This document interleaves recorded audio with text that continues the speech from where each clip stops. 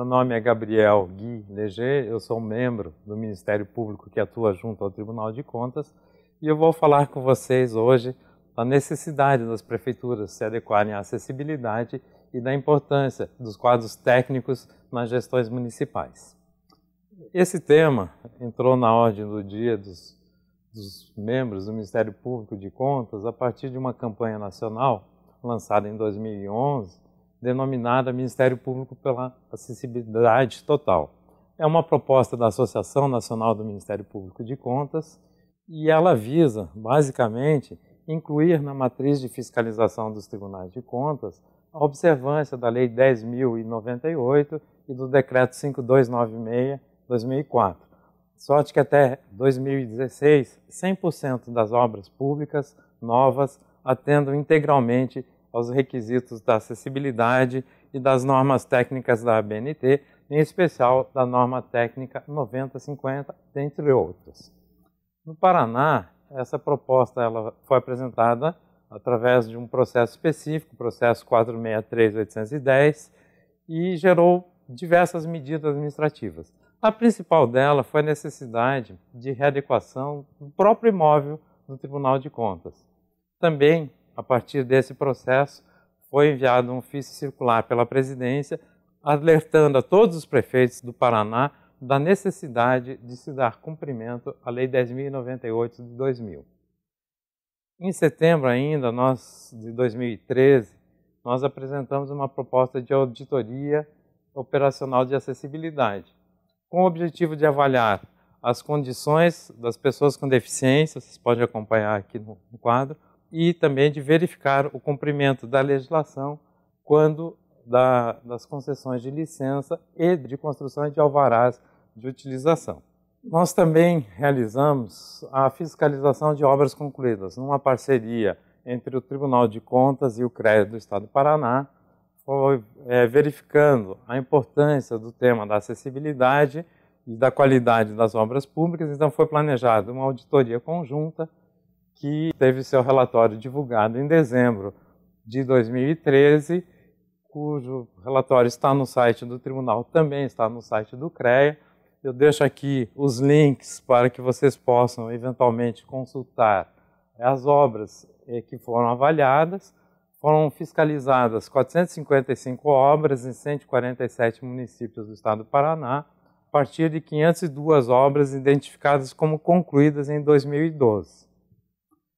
Especificamente, os itens de qualidade e de acessibilidade foram verificados em 418 obras, das quais 379 avaliados por técnicos do CREA e 39 avaliados por técnicos do Tribunal de Contas. O quadro traçado a partir dessa fiscalização vai embasar a proposta de adoção de medidas corretivas e preventivas, porque, infelizmente, na grande maioria das obras, nós detectamos que havia falhas tanto na questão da qualidade como na questão da acessibilidade, o que vai implicar em determinações para correções destas obras.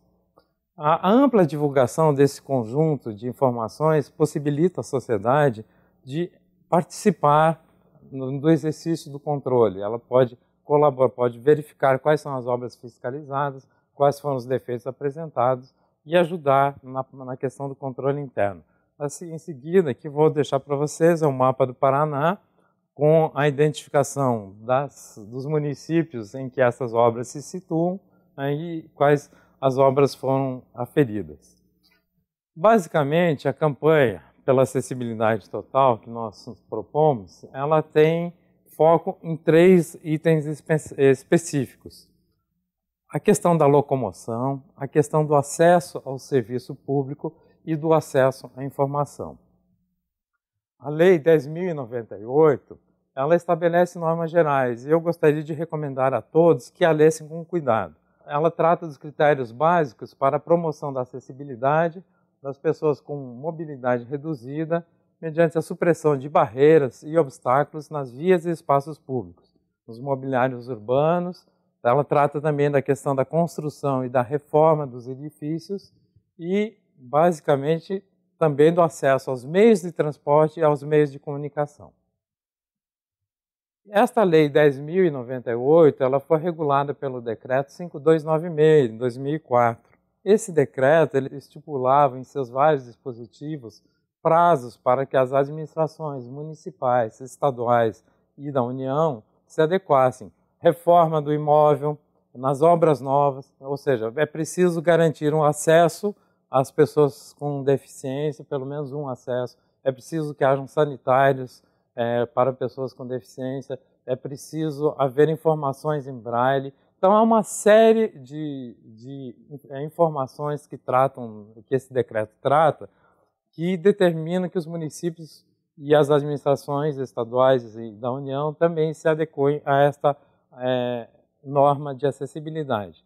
Não apenas na questão da locomoção, do acesso ao espaço, mas também em relação aos sites que eles precisam ser acessíveis, ou seja, uma pessoa com deficiência visual precisa ter condição de acessar, buscar a informação pelos sistemas eletrônicos. É preciso também pensar no atendimento às pessoas com deficiência auditiva. Nós temos no Brasil 2 línguas oficiais, uma delas é o português e a outra é Libras. E, infelizmente, em todas as administrações municipais, nós identificamos a falta de profissionais preparados para atender esse público específico. Se uma gestante, uma pessoa com deficiência auditiva precisa buscar um atendimento no posto de saúde, infelizmente ela hoje tem que comparecer com o seu próprio intérprete, porque os nossos serviços de saúde, os nossos serviços de educação, os nossos serviços públicos de atendimento, né, que fazem atendimento ao público, não estão preparados para tratar com essas pessoas, ou seja, nós não temos profissionais de Libras nas administrações, o que é uma falha grave. Né? Também na questão das normas técnicas, a norma 9050, ela é a principal norma que trata das edificações e do mobiliário e dos espaços e equipamentos urbanos. Infelizmente, o que nós temos visto é que as administrações municipais, em especial, não estão se preparando para dar o adequado tratamento às pessoas com deficiência e para cumprir a lei. As principais dificuldades que nós encontramos ao longo desta caminhada em relação às observâncias das normas de acessibilidade foi a necessidade de adequação dos próprios imóveis e dos sites dos tribunais de contas. Nesse caminhar, desde 2011, 2012, muitos tribunais de contas do país afora passaram por adaptações específicas para atender às normas de acessibilidade. E outro aspecto grave é o desconhecimento das normas por parte das administrações. Então, o desconhecimento das normas específicas, a falta de conhecimento da Lei 10.098 e a falta de conhecimento do Decreto 5296, 2004, faz com que as administrações não se preocupem em dar atendimento ao que determina a lei. Outra situação muito grave e que repercute na vida do cidadão é a falta de fiscalização pelos próprios órgãos responsáveis. Ou seja, a Secretaria Municipal de Obra, a Secretaria Municipal de Urbanismo, que autoriza a expedição de alvará de construção, que deve fiscalizar o funcionamento dos imóveis privados de uso comum, de uso público, por exemplo, escolas, clínicas, farmácias, supermercados. Esses órgãos municipais que deveriam fazer essa fiscalização acabam não fazendo, e não porque não tenham leis municipais que disciplinem essa atividade, mas por falta de profissionais, de pessoas qualificadas em sua estrutura para fazer essa fiscalização. Então, a ausência de profissionais, em especial a ausência de profissionais de engenharia, de arquitetura e de urbanismo, na maioria dos municípios, faz com que essas leis da acessibilidade sequer sejam consideradas no bojo das políticas públicas a serem desenvolvidas pelos municípios. Então, as principais constatações que nós pudemos observar. Os prédios públicos, eles próprios construídos sem alvará de construção, sem a regular vistoria do Corpo de Bombeiro. Né? E temos também um outro problema que é muito grave, que isso afeta a maioria dos municípios do Brasil, é a sistemática e imprópria atribuição em leis municipais da obrigação do proprietário de fazer a calçada em frente ao seu imóvel. As calçadas são vias públicas, portanto são bens públicos. O proprietário de um imóvel lindeiro da calçada, ele não pode ser obrigado a fazer essa calçada. Nós já vamos explicitar isso um pouco mais adiante. O enfrentamento do tema, na verdade, ele exige 3 linhas básicas de ação. A primeira é assegurar a livre circulação das pessoas, seja no âmbito das calçadas, dos passeios públicos, seja na questão do transporte coletivo. Nós precisamos, então, para que haja uma política pública de inserção das pessoas com deficiência na sociedade, com acesso ao mercado de trabalho, com acesso ao lazer, com acesso à educação e à saúde, nós precisamos propiciar que essas pessoas possam sair de suas casas, possam caminhar pela rua, possam se deslocar até o ambiente de trabalho. E nem sempre essas pessoas vão dispor de um automóvel. Elas, na maioria das vezes, elas vão precisar de se utilizar do transporte público. Então é preciso que as administrações municipais pensem também nessa questão do transporte coletivo. É também preciso estabelecer uma política fiscal efetivamente inclusiva. Isso depende mais da União e dos estados, mas também há muitas iniciativas que podem ser adotadas no âmbito dos municípios.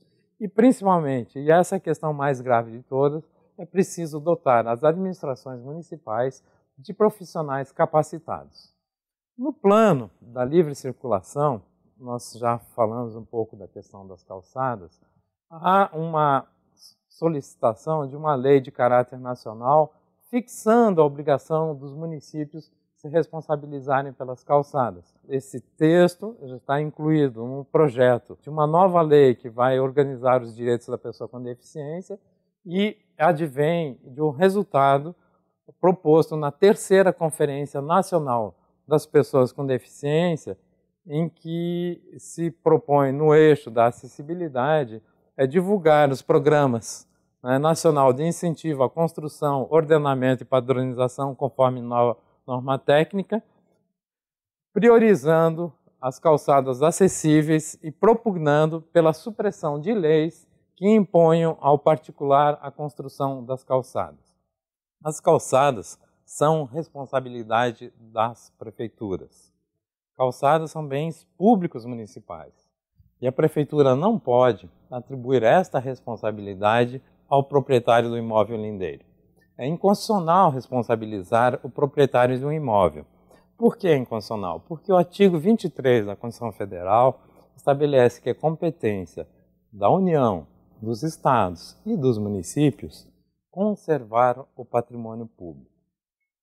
O próprio Código do Trânsito estabelece o que seja calçada. É aquela parte da via segregada da área destinada à circulação de veículos e reservada ao trânsito de pedestres. O passeio é uma parte dessa calçada livre e desimpedida para a circulação de pessoas e bicicletas. E logradouro público são todos os espaços públicos, praças, parques, e entre os quais também as calçadas. Como vocês podem ver, essa descrição aqui, ela faz parte do anexo 1 do Código de Trânsito Brasileiro e define muito bem o que são calçadas e que essas calçadas são áreas públicas de circulação. As calçadas são integrantes da via pública, portanto, são bens públicos. Também, o artigo 98 do Código Civil define o que são bens públicos, aqueles que pertencem à União, ao Estado e aos municípios. Levando em conta que esses logradouros, as vias públicas, são partes integrantes dos bens da União, não há outra conclusão possível senão a de que as calçadas são bens públicos municipais. Portanto, a responsabilidade pela manutenção delas é do município. Há diversas decisões que destacam a inconstitucionalidade de leis municipais que impõem ao particular ou que agravam a imposição do IPTU em razão da falta de calçada. Vou apenas citar alguns exemplos. O Tribunal de Justiça de Santa Catarina já declarou que é inconstitucional uma alíquota mais gravosa do IPTU, porque o imposto não pode ter natureza sancionatória. Também em Minas Gerais, já se declarou a inconstitucionalidade das normas que atribuem acréscimos de alíquota no IPTU para que o proprietário seja responsabilizado ou compelido a fazer a obra. Né? Outras decisões impugnam as leis de calçadas ecológica, cuja iniciativa vem do Legislativo e, em sentido contrário, concede benefícios fiscais aos proprietários que construem essas calçadas ecológicas. Vou repercutir na esfera de competência da administração pública, do Poder Executivo, que é responsável pela arrecadação de tributos, também essas leis têm sido declaradas inconstitucionais. Aí, por vício de iniciativa. Se a lei tivesse origem pelo próprio Poder Executivo, ela seria válida, mas tendo origem no Legislativo, ela é inconstitucional. As próprias leis de calçadas, como a grande maioria dos municípios tem, atribuindo ao proprietário esta responsabilidade, também são declaradas inconstitucionais, como nós temos um caso bastante significativo em Rondônia, onde a própria OAB apresentou uma ação direta de inconstitucionalidade. A ação direta de inconstitucionalidade de lei municipal, ela é discutida perante o Poder Judiciário Estadual, e lá em Rondônia também se reconheceu a inconstitucionalidade dessas normas. Basicamente, o que pode ser feito por parte da Prefeitura é a cobrança da contribuição de melhoria que está prevista no artigo 81 e 82 do Código Tributário Nacional. Desde que, como ressalta o artigo 81, essa contribuição seja instituída em razão da valorização imobiliária e desde que o limite total da despesa seja possível de ser individualizado a partir do acréscimo que o valor da obra resultar para cada imóvel. Ou seja, a Prefeitura tem que fazer um projeto, tem que chamar a população, dar conhecimento à população, e a população vai poder se pronunciar também se concorda ou não com essa contribuição de melhoria, vai poder impugnar o projeto, mas estando dentro daquilo que a lei autoriza, e recomendo a todos que vejam também as restrições do artigo 82 do CTN, a contribuição de melhoria poderá ser cobrada.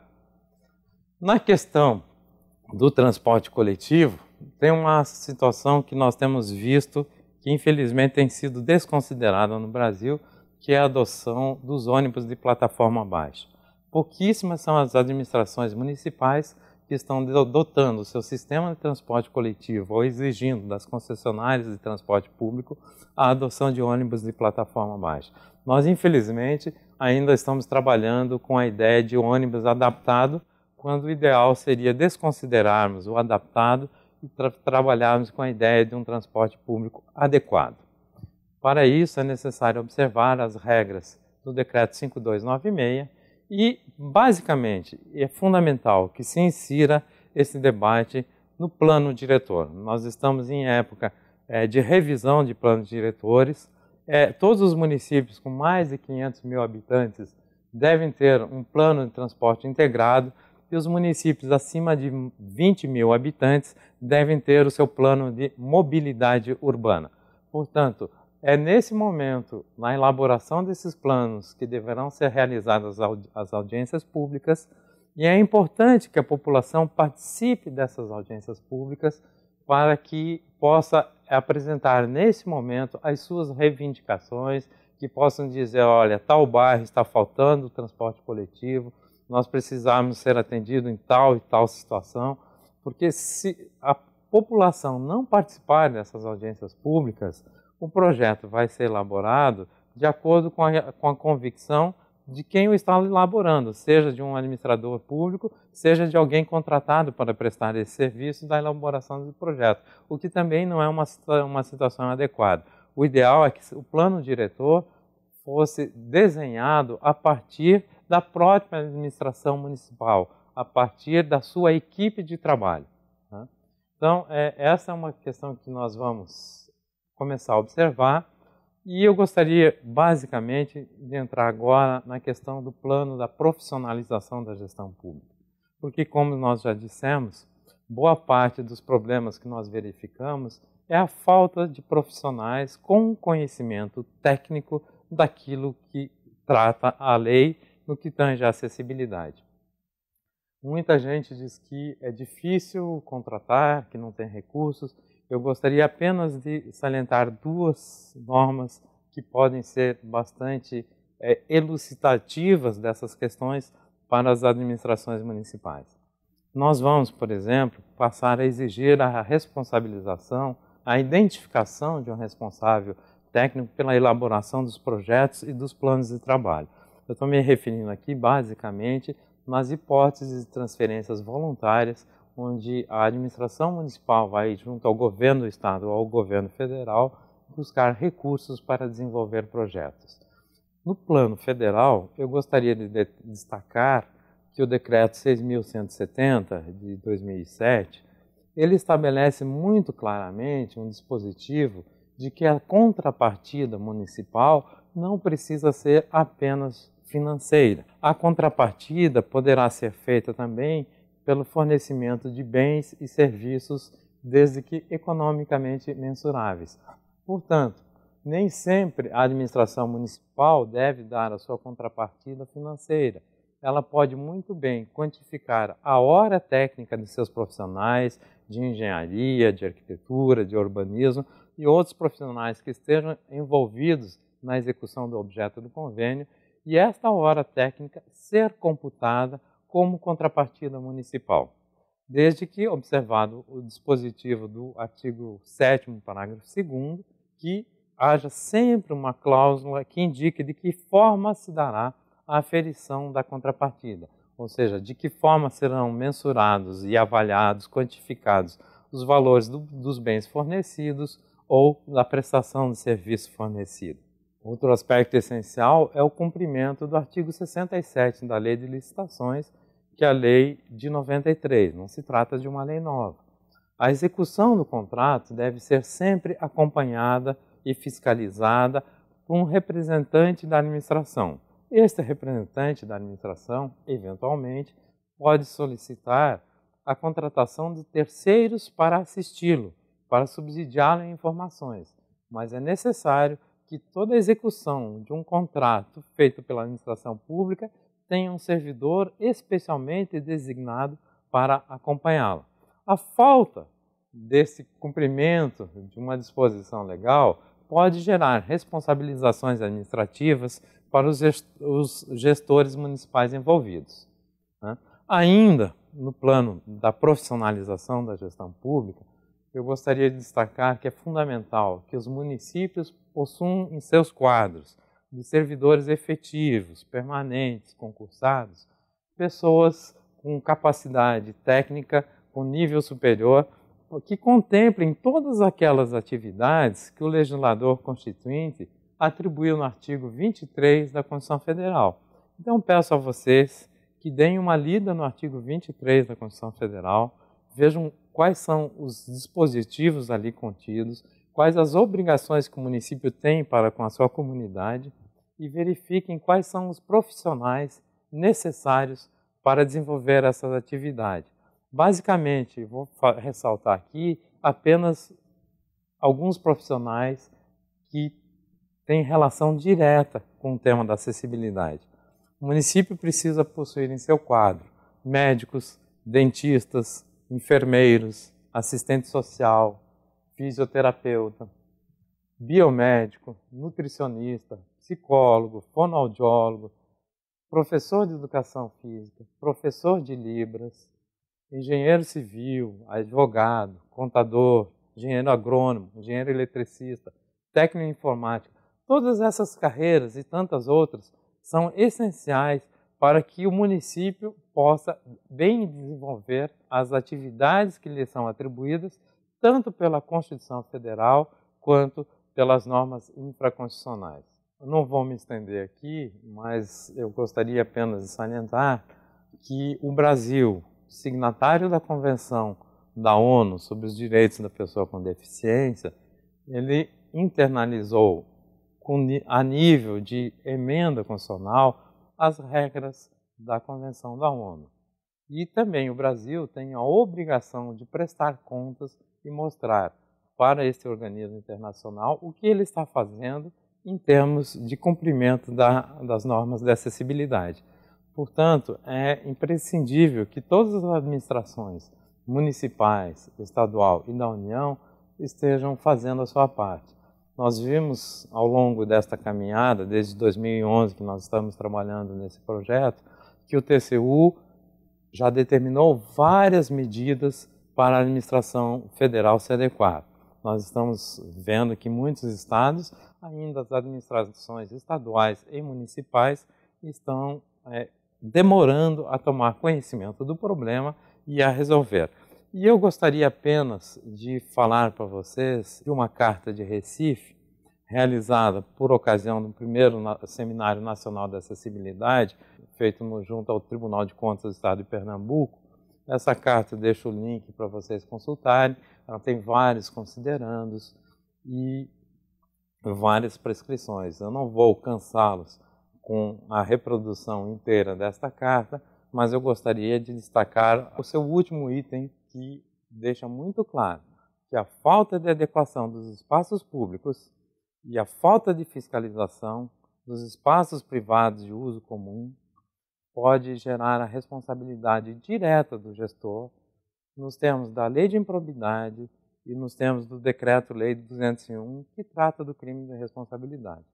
Portanto, se os gestores municipais não adotarem as medidas preconizadas em lei, eles podem vir a ser civilmente responsabilizados, administrativamente responsabilizados e criminalmente responsabilizados, inclusive por um processo de impeachment, junto à Câmara, podem perder seus cargos eletivos. Então, nós não queremos isso, nós queremos que as administrações, com o passar do tempo, se organizem, tenham as suas equipes de profissionais e nós consigamos, paulatinamente, fazer frente a todas as necessidades. Lembremos que o último censo do IBGE indica que praticamente 24% da população tem algum problema, alguma deficiência, seja ela permanente ou seja ela transitória, decorrente de um acidente, de uma doença ou uma situação que a pessoa já nasceu com aquela deficiência. E nós temos que incluir essas pessoas na vida comunitária. Nós temos que dar acesso às pessoas à educação, saúde, lazer, e sem que os municípios estejam adequados para isso, nós estamos segregando essas pessoas, nós estamos condenando-as a ficar confinadas em casa pela falta de possibilidade de sair de suas próprias casas. Né? Então, a administração pública, ela precisa desenvolver políticas públicas inclusivas. E eu agradeço a atenção de vocês.